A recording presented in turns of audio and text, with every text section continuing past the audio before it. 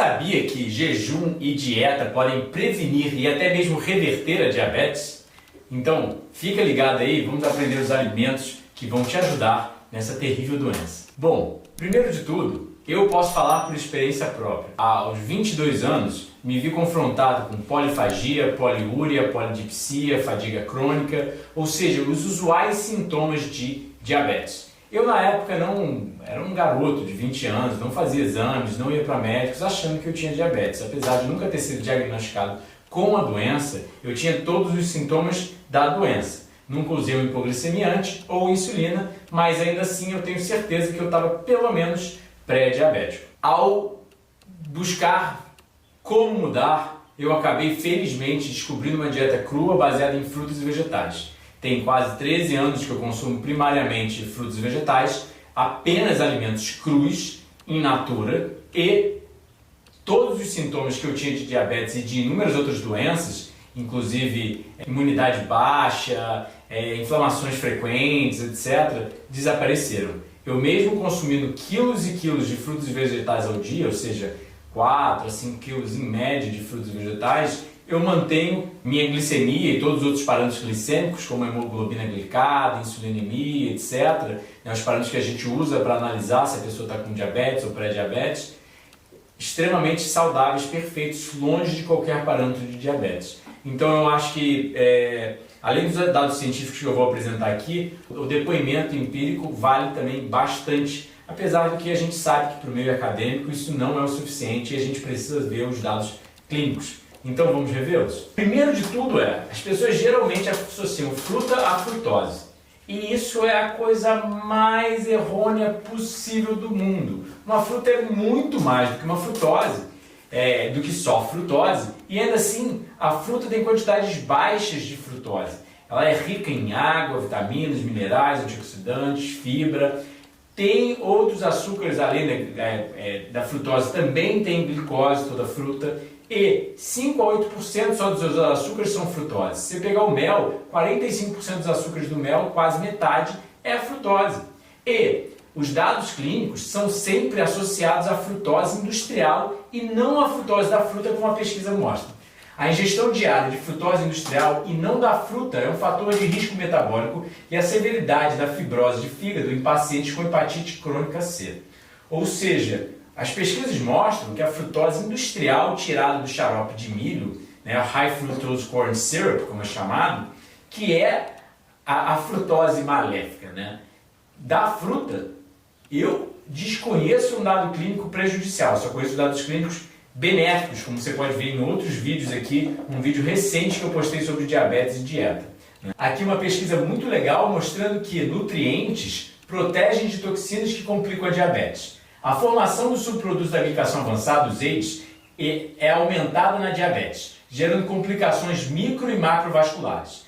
Ácido ascórbico, ou seja, vitamina C, é associado com menores riscos de diabetes. Na diabetes, a glicação não enzimática, a reação da glicose com proteína, que gera os subprodutos da glicação avançada, é acelerada e é importante nas complicações patogênicas da diabetes mellitus. Diferentes vitaminas e nutrientes foram descobertos serem potentes inibidores de reações de glicação e seus subsequentes subprodutos. Os nutrientes foram efetivos em concentrações fisiológicas e exibiram relação dose-resposta, ou seja, mesmo em concentrações naturais, eles são eficazes em proteger essa formação de toxinas, que são chamados subprodutos da glicação avançada, exibem relação dose-resposta, que quanto maior a dose, melhor a resposta. Quanto mais consumo de vitamina C, melhor é a prevenção e a ação antioxidante dessa vitamina, por exemplo, entre outros fatores. Vitamina C, E, B6, B3, entre outros, uma significante correlação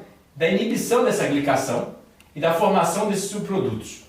Estes resultados mostram a importância da nutrição na diabetes e indicam um possível uso terapêutico destes nutrientes na prevenção de complicações diabéticas. O papel antiglicante da vitamina C é evidente e indica uma possível barata e relativamente não tóxica terapia vitamínica para a prevenção e tratamento das complicações diabéticas. É possível que o papel de inibição da vitamina A pode formar a base de futuras intervenções em diabéticos e não diabéticos.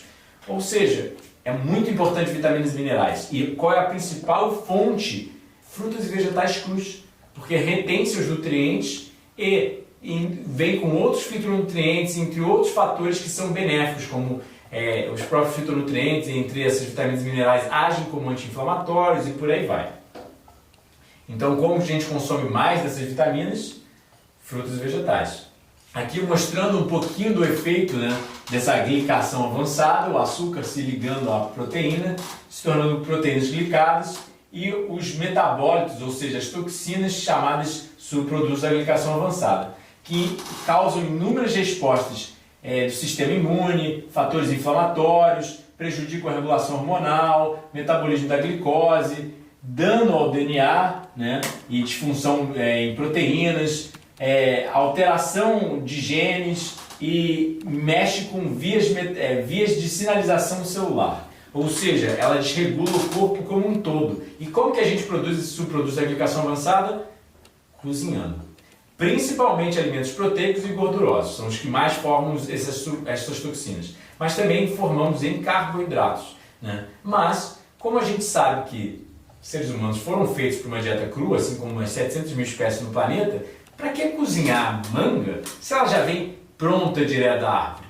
Né? Para que cozinhar alface, tomate, repolho, se dá para comer cru? Aqui uma pesquisa bem legal mostrando que restrição calórica reduz doenças como a diabetes. Ela reduz não só da diabetes, mas como câncer, doença cardiovascular e atrofia cerebral. Restrição calórica sem má nutrição atrasa o envelhecimento e estende o tempo de vida em diversas espécies. Até a sarcopenia, ou seja, perda de massa magra com envelhecimento, é atenuada pela restrição calórica. Ou seja, você está comendo menos e você perde menos massa magra. Isso é um tanto contraintuitivo, né? Mas é o que a pesquisa publicada na Science em 2009 mostra em primatas. Óbvio, em animais, né, modelos não humanos, mas ainda assim é bem relevante. Isso também já tem sido mostrado em seres humanos, assim como primatas são os animais mais similares a nós na natureza. Restrição calórica sem má nutrição atrasa o envelhecimento e estende o tempo de vida em diversas espécies. Melhorias em função metabólica, especificamente na sensibilidade à insulina. Homeostase da glicemia e melhorias na diabetes é prevenido e melhorado com restrição calórica em animais não diabéticos ou até mesmo com animais diabéticos, né? Bom, os subprodutos da glicação avançada e os subprodutos da lipooxidação também avançada são compostos pró-oxidantes e pró-inflamatórios que recentemente foram ligados a prejuízo na sensibilidade insulínica. Ou seja, o cozimento produz diferentes tipos de toxinas. Os AIDS e os alelos, como são chamados, são duas dessas mais de 400 toxinas. Esses compostos continuamente se formam no corpo por uma reação de açúcares redutores e aminoácidos livres, e os alelos de lipídios contendo aminas. Os AIDS e alelos podem também serem originados exogenamente durante o cozimento e se incorporam aos componentes do corpo após a absorção intestinal. É agora aparente que os AIDS dietéticos, ou seja, essas toxinas são formadas de forma endógena, ou seja, dentro da gente, né? No caso do diabético ele tem mais formação do que uma pessoa normal, e também podem ser obtidos de forma exógena, externa, quando a gente cozinha nosso alimento e ingere ele. Os AIDS dietéticos são uma fonte significante de AIDS da corrente sanguínea, ou seja, essas toxinas que a gente ingere pela dieta são correlacionadas aos nossos níveis delas no sangue e também nos tecidos, ou seja, dentro do nosso organismo, não só no sangue, mas nos nossos tecidos, manifestando propriedades patogênicas similares às suas contrapartes endógenas, ou seja, a toxina que vem de fora funciona de forma bem similar com a que é formada dentro da gente quando a gente não tem um alto consumo de frutos e vegetais, esses nutrientes que inibem a glicação, como a gente viu na pesquisa prévia, né? A restrição dos AIDS na dieta de ratos consideravelmente melhora a resistência insulínica em ratos obesos diabéticos. Ou seja, só por restringir a essa ingestão de AIDS, sem mudar nada nos ratos, eles já melhoram a condição de diabetes deles. Fruta e vegetal protegem de diabetes, por incrível que pareça. A pesquisa publicada no British Medical Journal em 2014, ou seja, um jornal médico-científico de alto fator de impacto, como a gente chama. Esta é a mais larga revisão sistemática e meta-análise de ingestão de fruta e vegetal e o risco de diabetes tipo 2. Nós investigamos a relação de dose-resposta, ou seja, quantidade de consumo e a resposta benéfica, entre o consumo de fruta e vegetal combinados e o risco de diabetes tipo 2. Maior ingestão de frutos e vegetais folhosos é associado com uma redução significante de DM tipo 2, beta tipo 2. Então você para para pensar e fala, como que as pessoas estão associando o açúcar das frutas a diabetes e elas esquecem que os vegetais existem, né? Porque a maior parte dos onívoros, sinceramente, eu era um, e eu conheço praticamente todo mundo, até mesmo os veganos, vegetarianos, a maior parte deles às vezes acha que a dieta é arroz, feijão, farinha, no caso de onívoros, bife, ovo, e esquece alface, tomate, brócolis, pimentão, repolho, couve, né? E é associado com redução de diabetes. Como que estão...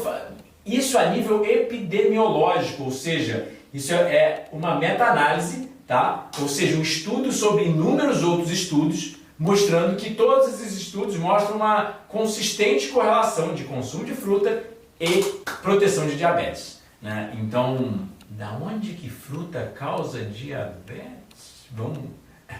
Eu não sei de onde tiraram isso. Provavelmente ficaram com um preconceito achando que o problema da diabetes é o açúcar.